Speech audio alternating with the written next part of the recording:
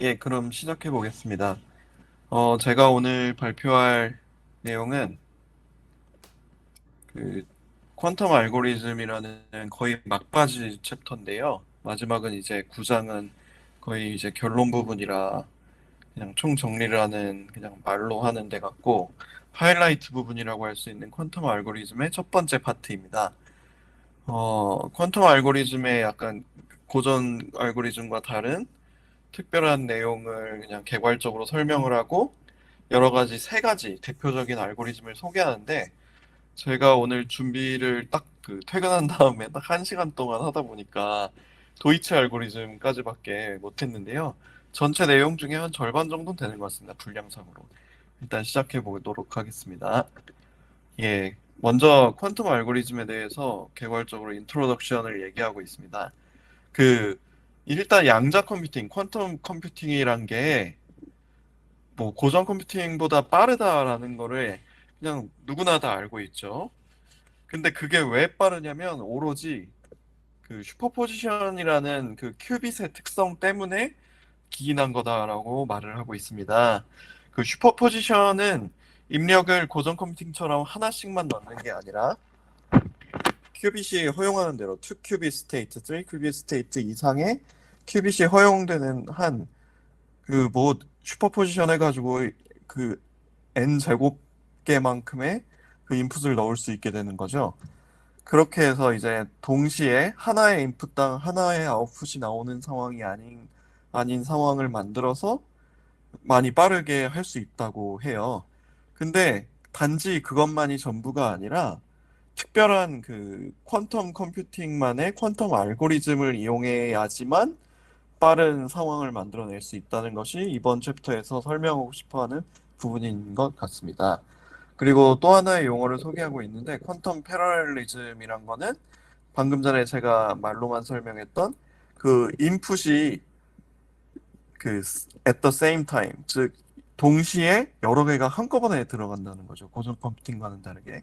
그런 걸 퀀텀 패러렐리즘이라고 하고, 그것은 위에 말한 대로 슈퍼포지션, 중첩의 성질에 의해서 가능한 거다라고 말하고 있는 부분입니다. 그런 다음에 이제 퀀텀 알고리즘에 대해서는 이렇게 나이브한 정의를 내리고 있어요. 그 슈퍼포지션 된 상태를, 큐빗 상태를 한꺼번에 다 집어넣을 수 있는 알고리즘을 말하는 겁니다. 여기서는 대표적인 세 개의 퀀텀 알고리즘을 소개하고 있는데요. 하나는 도이치 알고리즘, 가장 오래됐지만 첫 번째 결과, 즉 고전 컴퓨터와는 다른, 고전 알고리즘과는 다른 양자 컴퓨팅만의 빠른 성질을 보여준 첫 번째 알고리즘.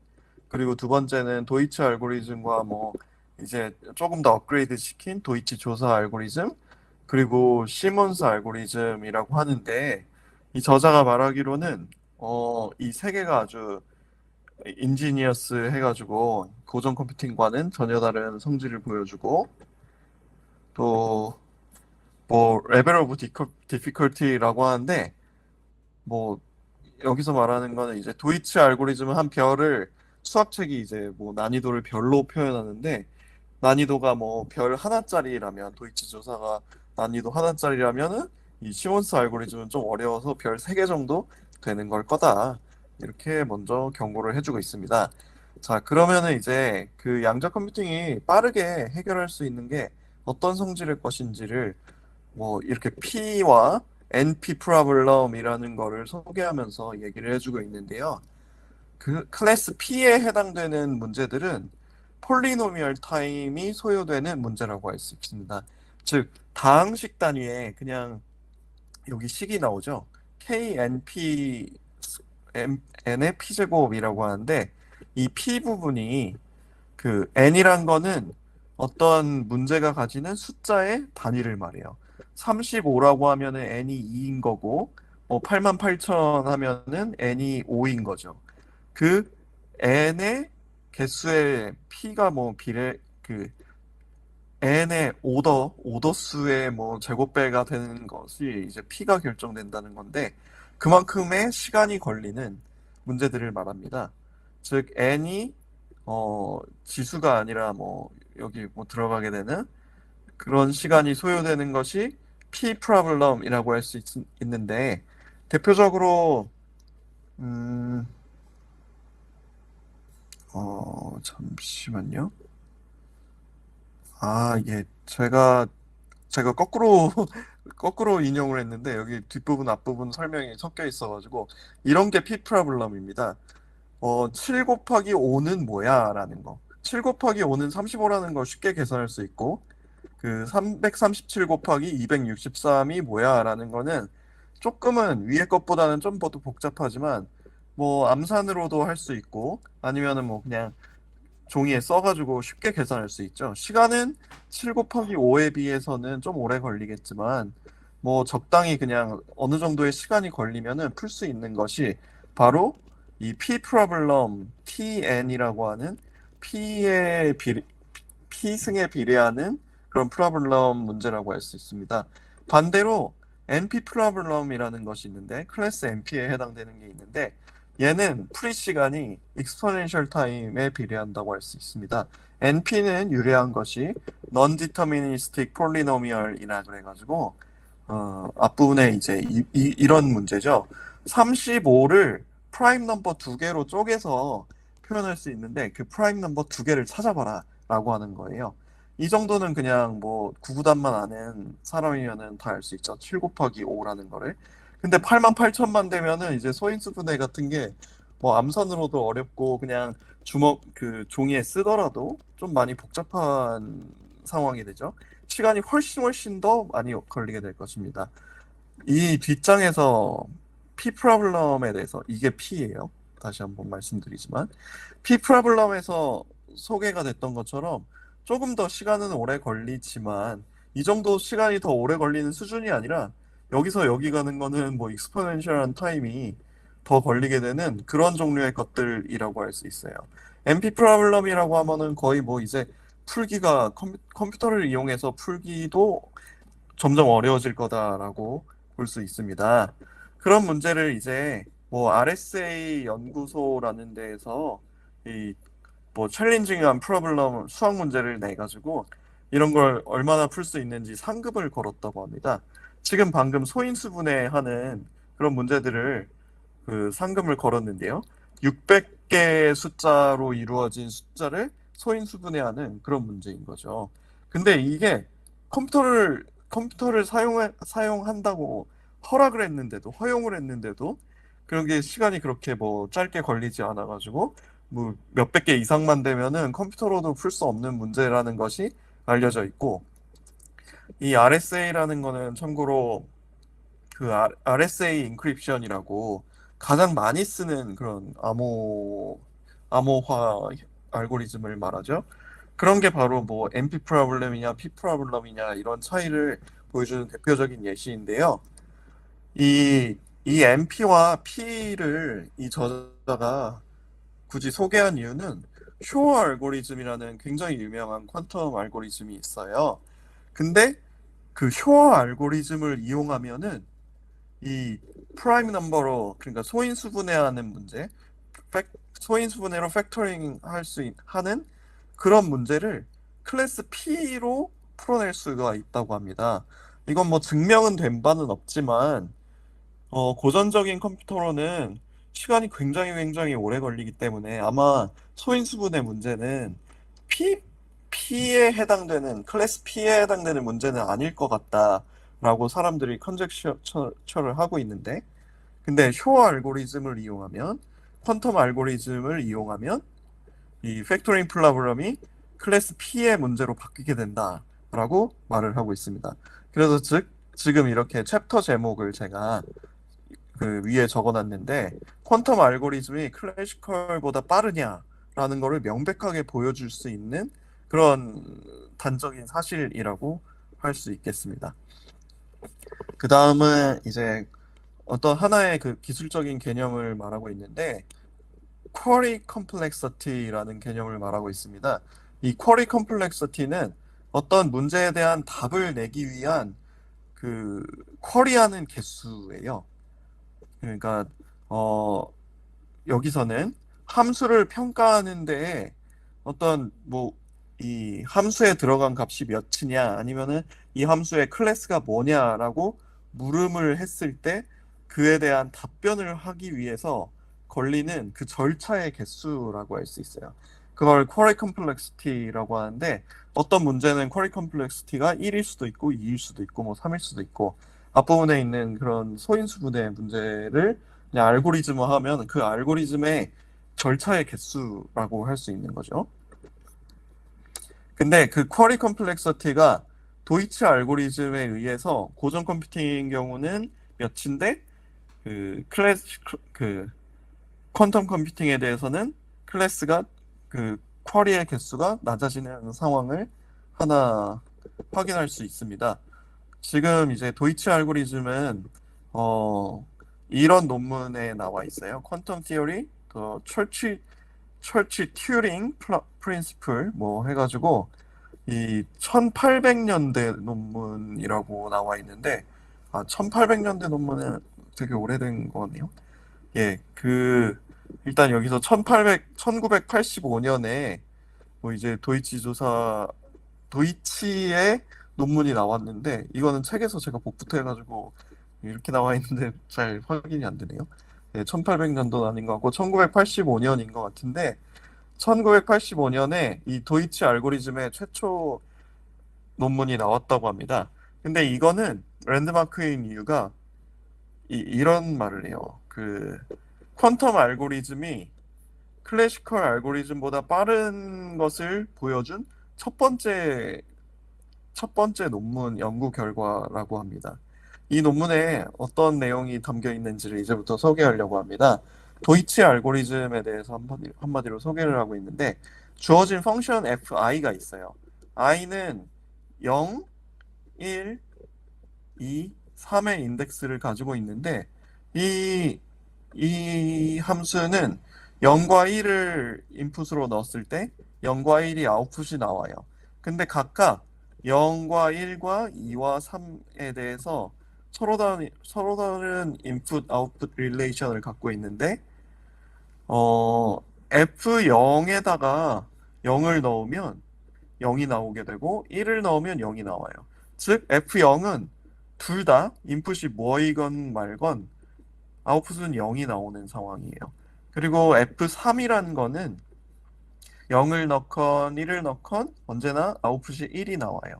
이 둘은 인풋에 무관하게 0과 0만 나오고 1만 나오기 때문에 이름 짓기를 컨스턴트 펑션 상수함수라고 할 수 있습니다. 근데 반면에 F1과 F2는 0을 넣었을 땐 0이 나오는 게 F1, 1을 넣었을 땐 1이 나오는 게 F1이에요.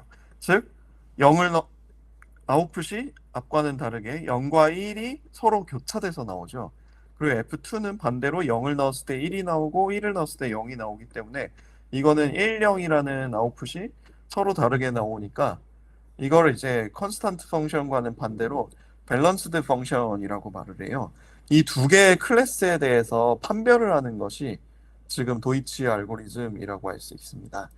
자, 도이치 알고리즘은 풀고자 하는 문제가 아니 도이치 프로블럼이라는 걸 먼저 정의를 하는데요. 도이치 알고리즘은 이 도이치 프로블럼을 풀기 위해서 제시된 알고리즘이라고 할 수 있습니다. 그 주어진 펑션 fi가 있어요. 근데 이 i가 뭔진 모르죠.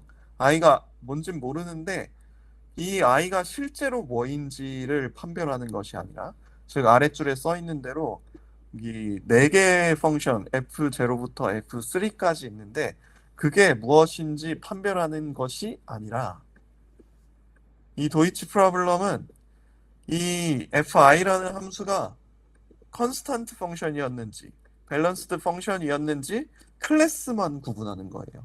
즉 F0, 1, 2, 3, 4를 판별해내는 것이 아니라 이게 컨스탄트 펑션인 F0나 F3에 해당되는 건지 밸런스드 펑션인 F1과 F2에 해당되는 건지 그 클래스 구분만 하는 문제가 도이치 프로블럼이라고 할 수 있습니다. 이 문제를 풀기 위해서는 고전 컴퓨팅은 그 쿼리 컴플렉서티가 2예요. 즉 이 클래스를 구분하기 위해서는 두 번의 질문을 해야 된다는 거죠. 두 번의 어떤 알고리즘의 스텝을 거쳐야 된다는 거죠. 이 두 개는 뭐 뻔하게도 어떤 fi가 주어져 있을 때 0을 한번 넣어보고 그 결과를 확인하고 1을 한번 넣어보고 결과를 확인하는 거겠죠. 0을 넣었을 때 0이 나오고 1을 넣었을 때도 0이 나왔다. 아, 그러면은 f 0이구나, f0구나 해서 f0는 지금 이거는 컨스턴트 펑션이지 하면서 컨스턴트 펑션이라는 판별을 하게 됨으로써 도이치 프로블럼의 답을 할 수 있게 되는 거죠.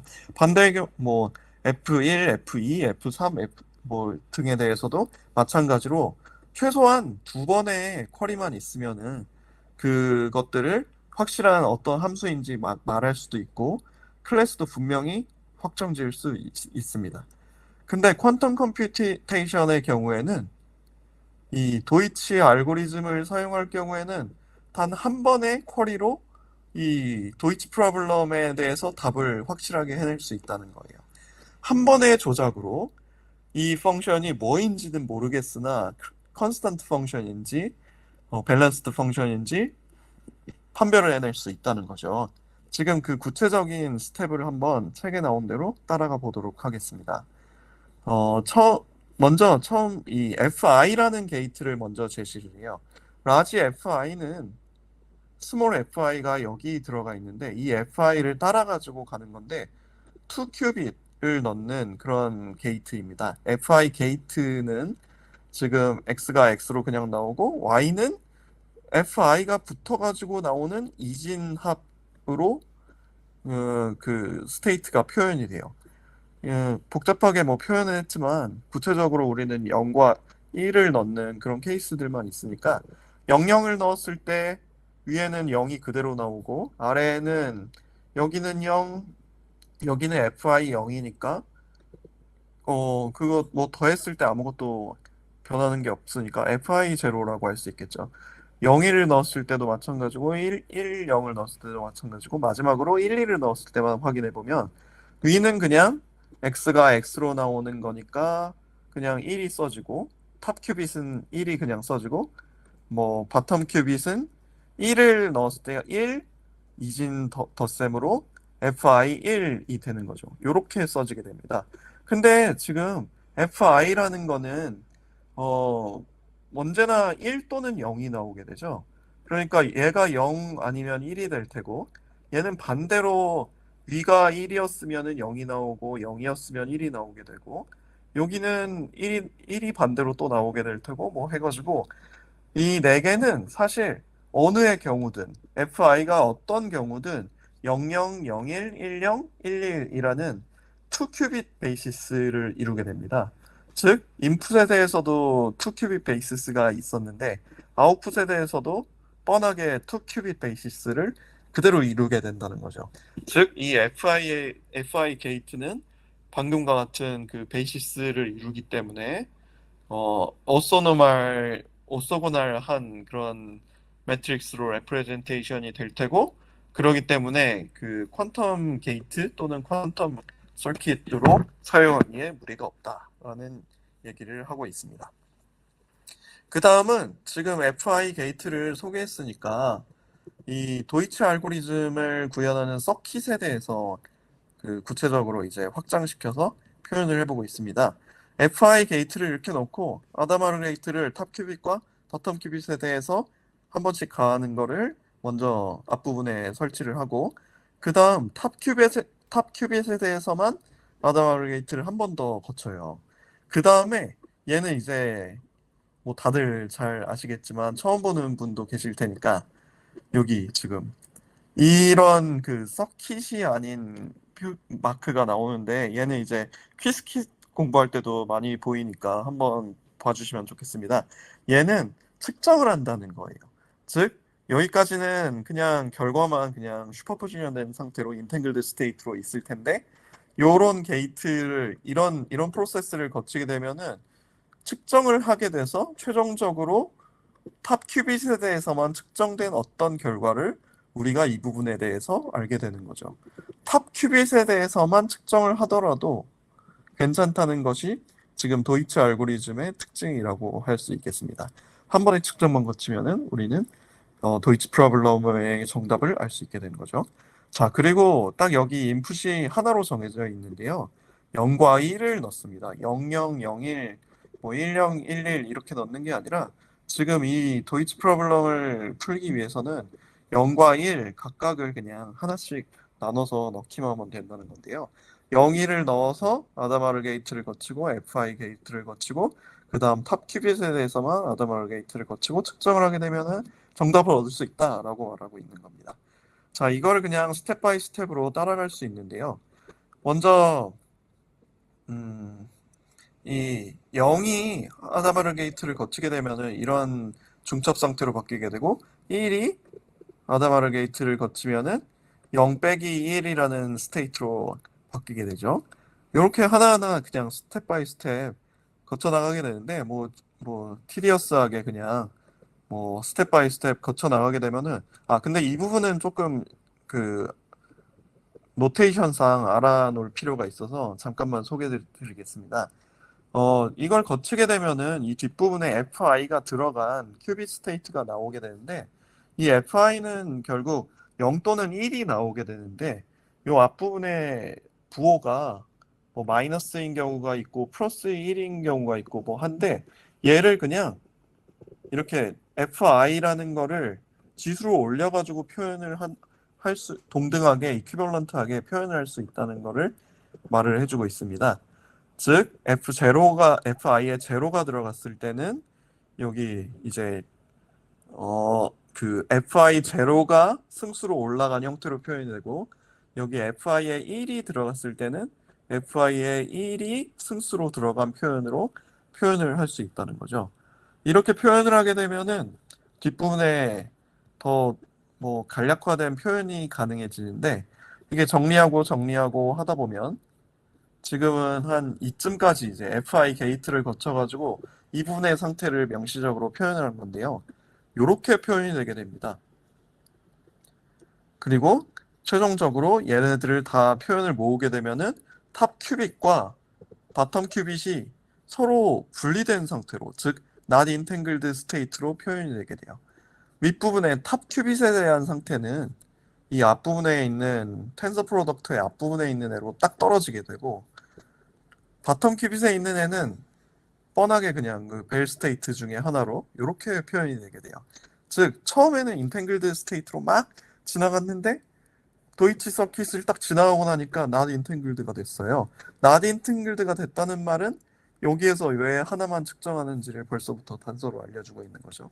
자, 이제 그 탑 큐빗에 대해서만 좀 살펴보면은 이 부분, 이 바텀 큐빗은 이제 관심사가 아니고 탑 큐빗에 대해서 측정을 하게 되면은 어, 네 가지 경우의 수가 있을 수가 있어요. 즉 FI가 0인 경우, 둘 다 0인 경우, 0일인 경우, 10인 경우, 11인 경우 이렇게 네 개가 있는데 그렇게 되면은 각각 결과가 이렇게 나오게 됩니다.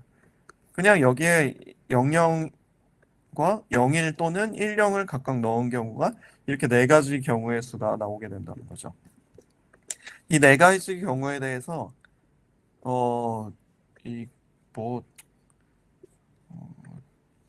네 가지 경우에 대해서 이제 이 부분에 그 아다마르 게이트를 거치게 되면은 이 네 가지 경우의 수는 그냥 벨 스테이트로 중첩이 돼 있죠. 근데 벨 스테이트에 중첩을 걸게 되면은 벨 스테이트를 아다마르 게이트로 지나가게 되면은 싱글 아이겐 스테이트로 바뀌게 되죠. 즉 i가 0이었을 때는 0 캣이 얻어지게 되고 1이었을 때는 1, 뭐 등등이 나오게 됩니다. 즉 0과 0 그리고 1과 1이라는 아이겐 스테이트로 바뀌게 돼요. 이 말은 측정했을 때 확정적으로 0 또는 1을 얻을 수 있는 네 가지 경우가 나타났다는 거죠. 이 네 가지 스테이트가 나타났으니까 여기 보시면은 이게 아니라 예. 만약에 측정 결과가 0이 측정이 됐다. 0이 측정이 됐다 하면은 i는 0이었구나. i는 3이었구나라고 말을 할 수 있게 되고 반대로 그 1이 측정이 된 경우의 수라면 1이 나왔어요. 그러면은 i는 1이었구나, i는 2였구나라고 해서 F0인지 F3인지를 판단할 수 있게 되고, 이 경우가 F3인지 제로인지 판단하는 경우고, F1인지 F2인지 판단할 수 있게 되는 경우가 이제 구분이 된다고 할 수 있습니다. 근데 0과 3일 때는 컨스턴트 펑션이었고 1과 2일 때는 밸런스드 펑션이었죠. 그래서 이제 여기서는 이제 도이치 프로블럼의 답을 한 번에 그냥 서킷을 지나가는 과정으로 결론을 낼 수 있게 된 건데요.